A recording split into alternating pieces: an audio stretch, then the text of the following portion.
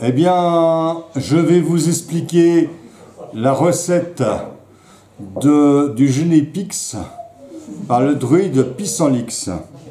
Il y a des variantes avec mon pote le druide Patélix, mais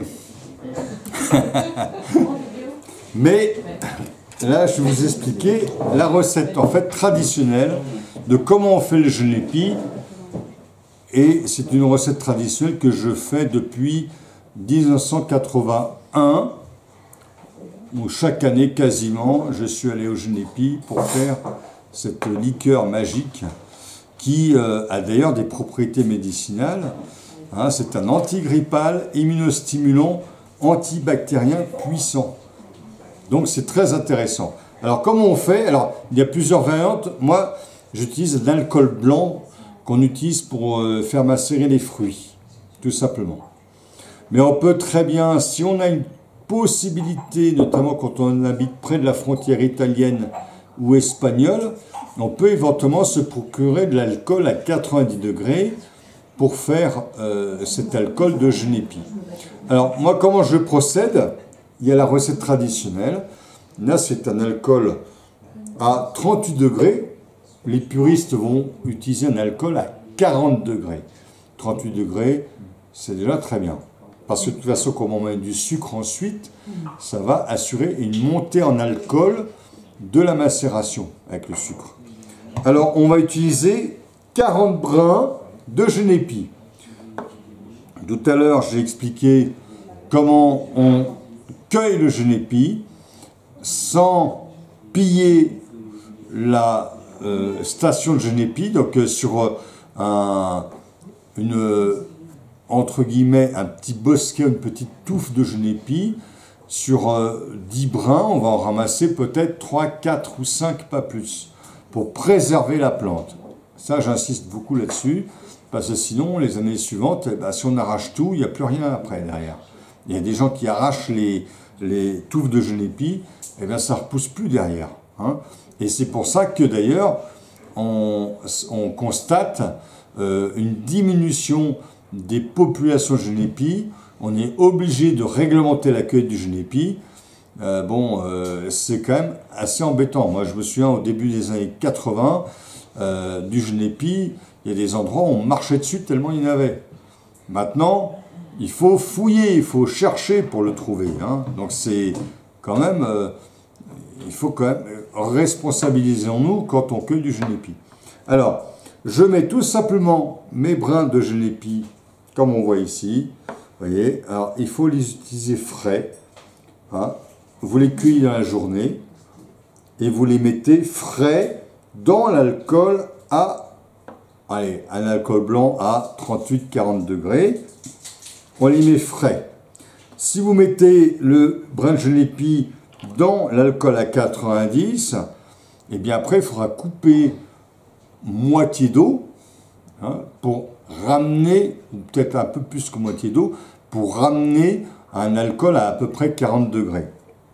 Donc si vous avez un demi-litre d'alcool à 90, et bien vous coupez pour moitié à peu près avec un demi-litre ou un peu plus d'un demi-litre, 60 centilitres d'eau pour pouvoir faire votre Genépi.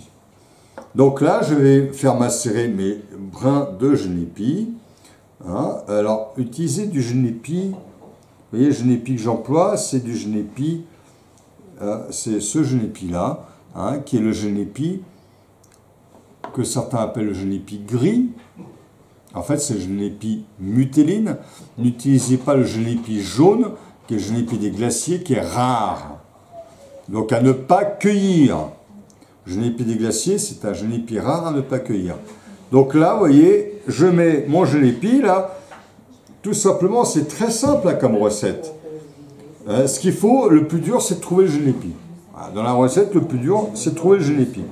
De trouver le Genépi frais, parce que vous pouvez acheter le Genépi sec en herboristerie, ça peut se trouver. Mais là, ça ne sera pas terrible parce qu'il sera sec. Il vaut mieux l'utiliser frais, il sera plus puissant en saveur et en odeur. Et vous allez mettre, là j'ai pris des sucres roux bio, vous allez mettre 40 morceaux de sucre. Hein. Alors on peut mettre un peu moins de morceaux de sucre hein, si on veut. On peut mettre un peu moins de morceaux de sucre. Ça va donner une liqueur moins sucrée. Mais la recette traditionnelle, c'est quand même... Ah. Donc il y a... Là j'en ai mis combien? J'ai même pas compté. 8 alors. 8, 10... Donc là, je vais mettre 40 sucres, 40 morceaux de sucre. Hein? Ça fait à peu près 200 grammes de sucre au total. Allez, ça fait 14 là, 16.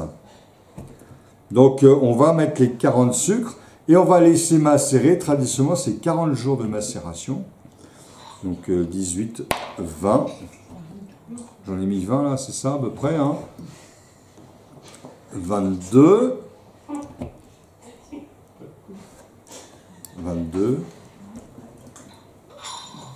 25. Alors vous voyez, on peut en mettre... alors, j'ai vidé un petit peu de l'alcool blanc pour permettre, vous voyez, de mettre du sucre, parce que ça va prendre du volume le sucre. Voilà. 24. 26, 28. Donc on va mettre 30. Là j'en ai encore 10 à mettre. 32.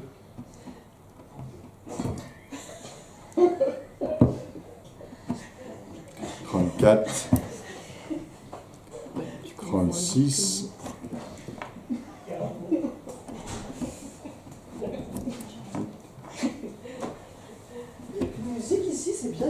40. 40. J'ai mis mes 40 sucres. Et là, vous n'êtes pas sérieux. Donc là, vous avez votre genépi. Alors, c'est des sucres roux. Hein. On peut utiliser des sucres un peu plus raffinés. Mais moi, j'aime bien le sucre roux, qui va donner une bonne qualité de liqueur. Et on va laisser macérer comme ça 40 jours. Alors évidemment, les 40 jours, c'est un minimum. Moi, j'aime bien laisser macérer beaucoup plus longtemps. J'ai des liqueurs de genépi que j'ai laissé macérer qui datent d'il y a 10 ans. Et là, on a une liqueur de genépi, quand elle a 10 ans, avec la plante qui a macéré, c'est assez exceptionnel.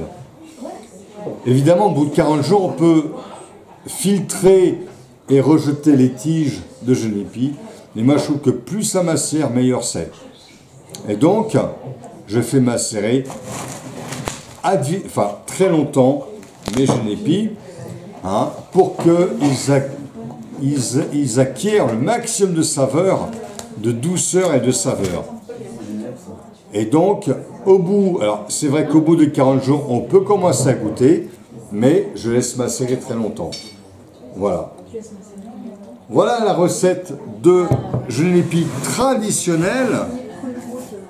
La recette de genépi traditionnelle, telle qu'elle est faite dans les Alpes, hein, et qui va être déjà bien meilleure que les recettes de genépi, enfin les genépis du commerce, hein, qui sont, alors il y en a qui sont bons hein, quand même dans les genépis du commerce. Mais là, vous aurez une recette bien meilleure en qualité. Hein. Voilà. Et bien maintenant, il ne reste plus qu'à faire et à déguster.